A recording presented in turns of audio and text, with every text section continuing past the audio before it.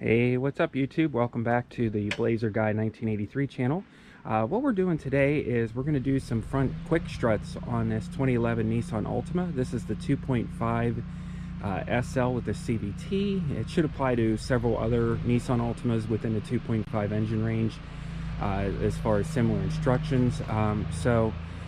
Without further ado, we're going to get started. Just going to go over a few things with you real quick. Basically just need some hand tools and some larger sockets. I'm going to use an electric impact wrench just because it's going to make things a little quicker and easier, as well as help out to speed up this video. These are the two quick loaded struts that I decided to get. They're basically already compressed with new bearings, new springs, and new struts ready to go. I do want to advise you will need an alignment after this to keep everything straight. I labeled it left and then right just so I can keep track of them, the part numbers, but this is the part number here, which is the LS 57161. That's going to be for the left if you go through Napa, and this is the right, which is the LS 57162. So what we'll do is go ahead and get started. Just to point out a few things, up here is under the hood here on the driver's side. We're just going to do the driver's side because the passenger side is pretty much the same thing. This is just to demonstrate quickly what you're going to be after. Is once we get everything disconnected but down below and take the wheel off, we're going to be after these 13mm fasteners. Now this particular one back here you're going to have to get with a wrench because it's underneath the cowling. It's a little more difficult to get to. So I got the wrenches ready to go. I got my 13 ready to go on here, and then we're going to go down and start working on the struts. Now one thing to keep in mind with these is with these sway bar links on here, especially mine have been recently changed, so it shouldn't be much of an issue. But the sway bar link, which is what you see the head of that bolt right there, they can be a little bugger to get out. So if they've never been changed before, this is a good opportunity to change them. I recommend it because chances are you may end up having to cut these off because the threads on the fasteners get so rusted and corroded that it's almost impossible to get them off. So I'm going to get you set up on tripod, try to get a good angle here, and then we'll get recording here. Okay, so I've already jacked up the vehicle and supported it with jack stands, chucked the wheels in the back, the emergency brakes on. Always want to play with safety first. What we're going to do is start peeling off these lug nuts. This is 21mm on here. I'll scooch in front of you. Hopefully you got a good camera view. The reason why we're replacing these struts is we're at about 110, almost 111,000. They're getting pretty rusty up in here, and I think the ride could be improved a little bit. So I think this is going to help with the ride quality, and it's also going to, we're going to be going to Tennessee this summer, so this is all kind of preempt measures to get stuff done before we leave. Hopefully these aren't too tight that I can get them off with this impact. If not, I'll break them loose. So one thing to mention is you probably should, before jacking it up, it's always good practice to break these loose before you actually take the wheel completely off the ground, if you're going to have to get them cracked loose with hand tools.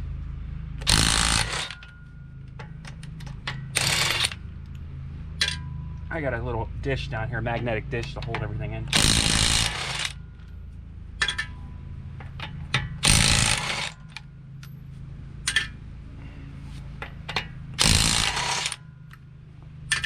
It's Mother's Day, by the way. Happy Mother's Day to any mothers that are watching. Alright, now we got the tire off. Try to lift this up without killing my back today.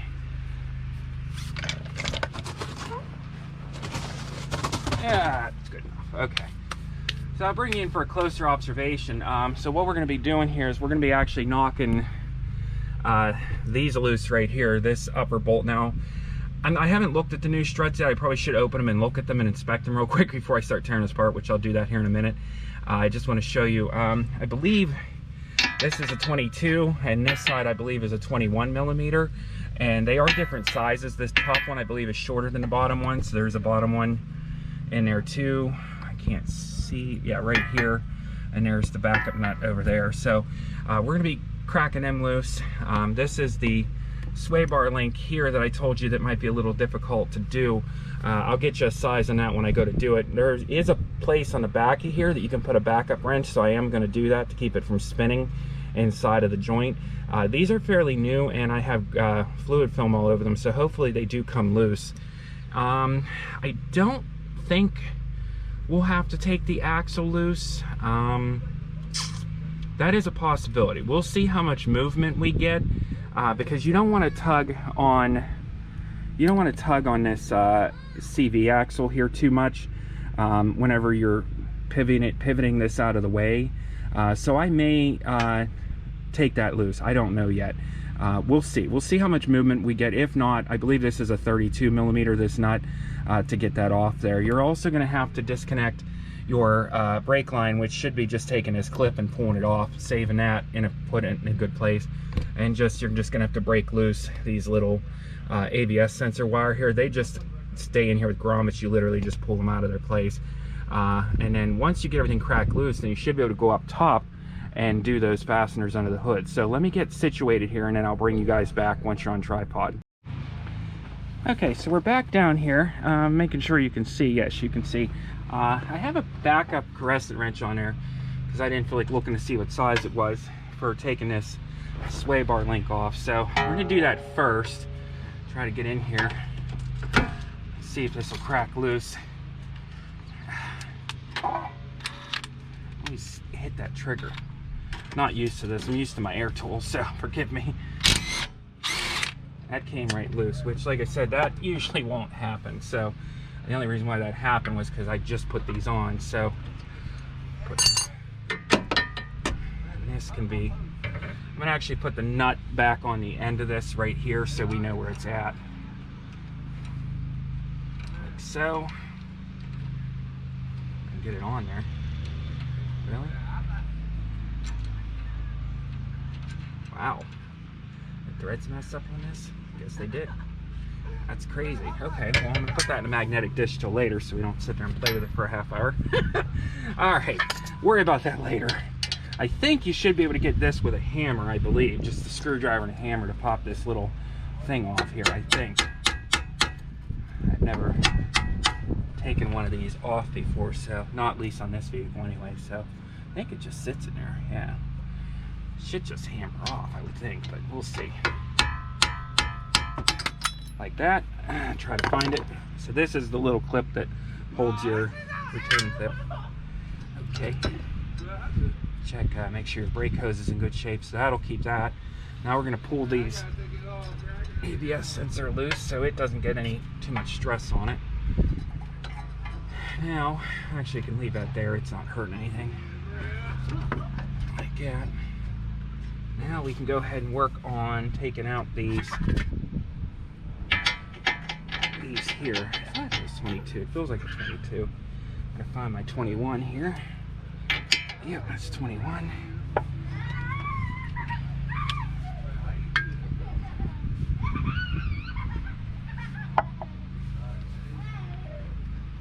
Pardon my reach here. That should be good enough for a backup. Let's try to hop in here real quick.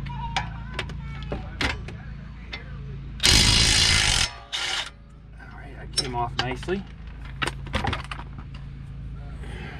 And like I said, I think the top one, it might be longer, I can't remember. So this is the top one. We're gonna sit up and then down on the ground so I know where they are, because I can't remember which one was longer. Well, I just had these off, I think I'd remember.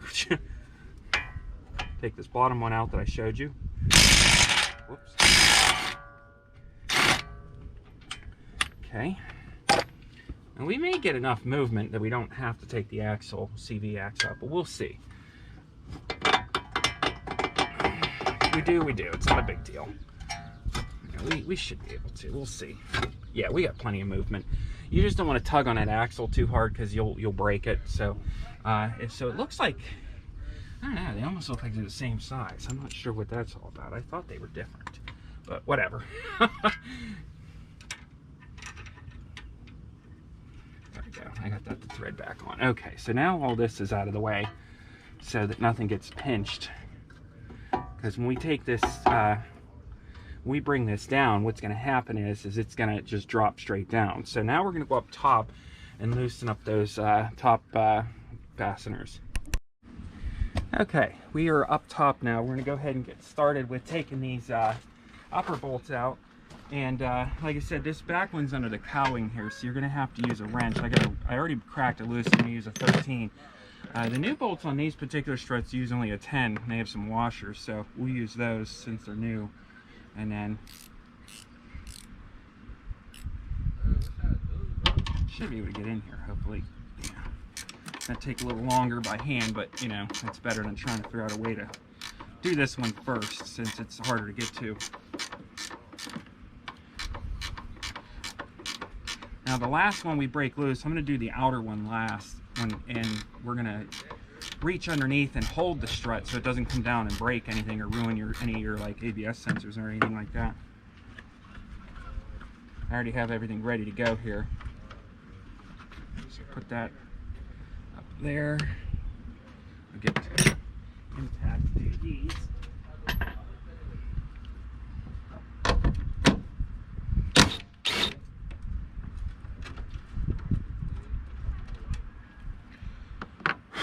And then, like I said, this one here, I'm going to get on it and go gently at it because I want to reach under here and grab a hold of it so it doesn't just fall. Okay. And I can come under here and try to maneuver it out of here. And that is your old strut right here. So the new one is ready to go.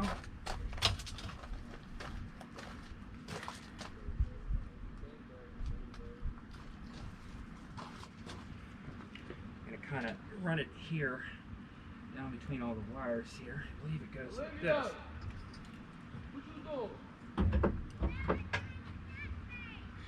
And this is the part that's a little tricky. Lining this guy up here. Get one of your bolts ready.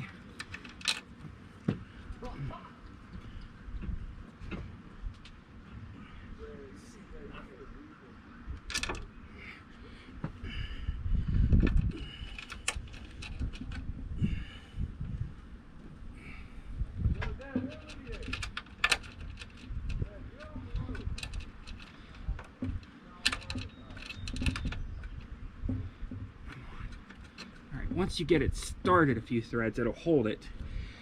You go ahead and pivot it like so.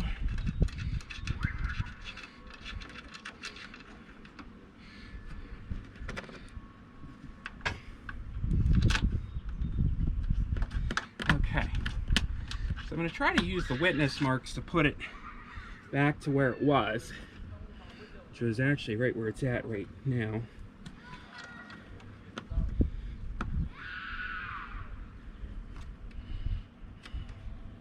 Okay, not too bad, guys. Told you. Just give him some light tighten.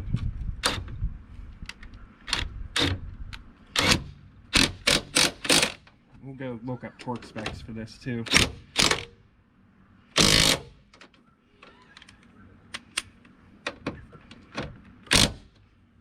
that's all I'm going to do on that. Let me grab a 10 wrench real quick.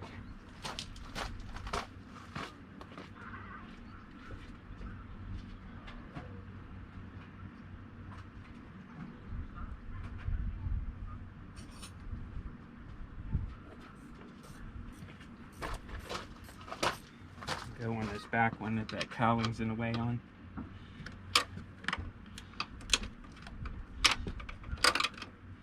Come on. Not the shakes. I think I've had too much coffee today. Yeah, so what I do is, like I said, I line these up in the witness marks of where the old ones are. So that way they are, might help with alignment. I figured the factory put them there because there is some movement room on these.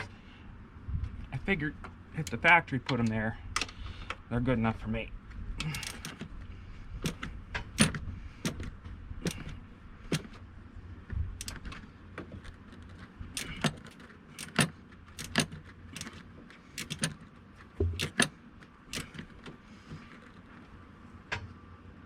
Okay, I like to check these by hand. Okay, they're good and tight. Okay, beautiful. So that's good. Now, honestly, I can transfer all this stuff over to the other side. I'm not going to record the other side because I said the other side is pretty much the exact same, just in reverse, just on the left.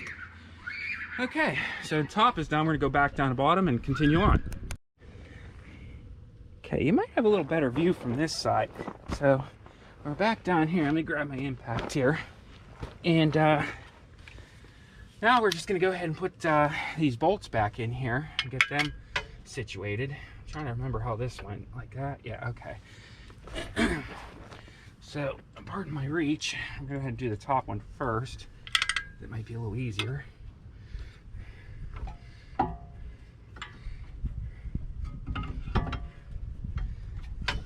Okay. Actually, going the wrong way again.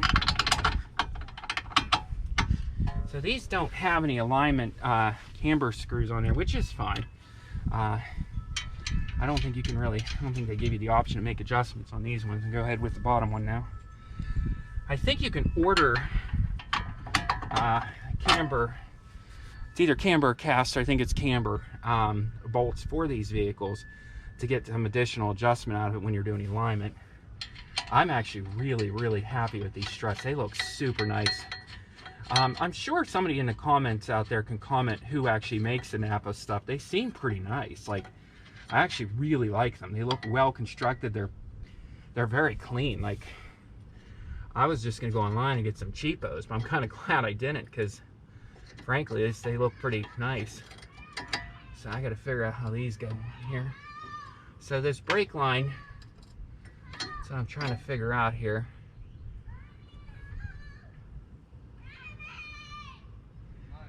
Okay, so the brake line looks like it is keyed slightly to hold it in place with the thing. So we'll go ahead and try to get that back in there ever so carefully.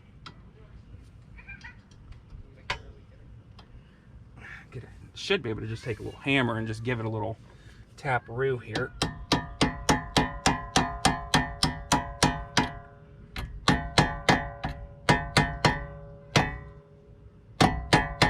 Okay, now it looks good. So that's now back in place.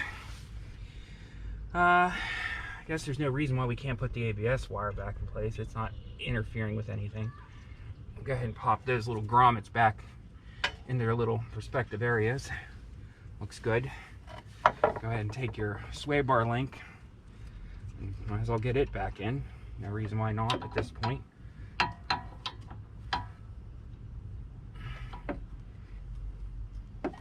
I might have to get in here a little closer just to get more strength up in here. There we go. These are new, so I'm not changing them if you're wondering. This would be a good time to change these. So that's good to go on. And then now all we got to do is tighten everything back up, and you know what? We're almost done, guys. That's why I love these quick struts. They're so much more safer than messing around with them other ones. The ones you have to actually change your spring and load everything and have to have a spring compressor and everything. So it's like, nah, I'd rather not. And we're just gonna go ahead and run these down. I gotta find my backup here until they're tight.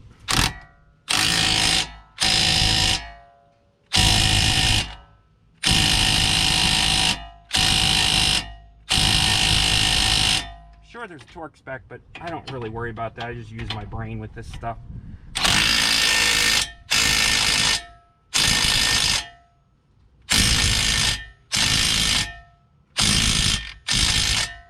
That's tight. Now, I think we had an 18 on this guy up here, is what we had on there. So now I got to get my backup wrench situated here. Let me switch that out.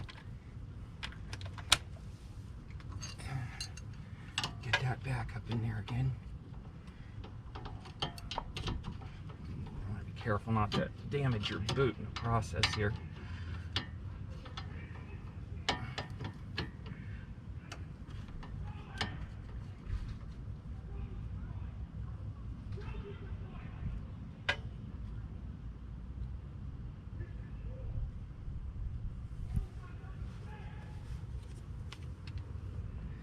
All right.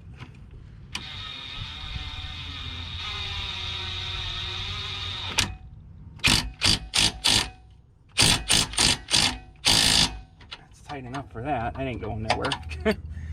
Okay, so now we're basically done. Like I said, outside of going and getting an alignment, the new strut's installed, the top are nice and snug, and so we're back on. So we finished all this, and I was explaining everything and summing everything up, but like I said, a neighbor literally started beating the crap out of his kid, so literally. So let's take a look-see here closer here.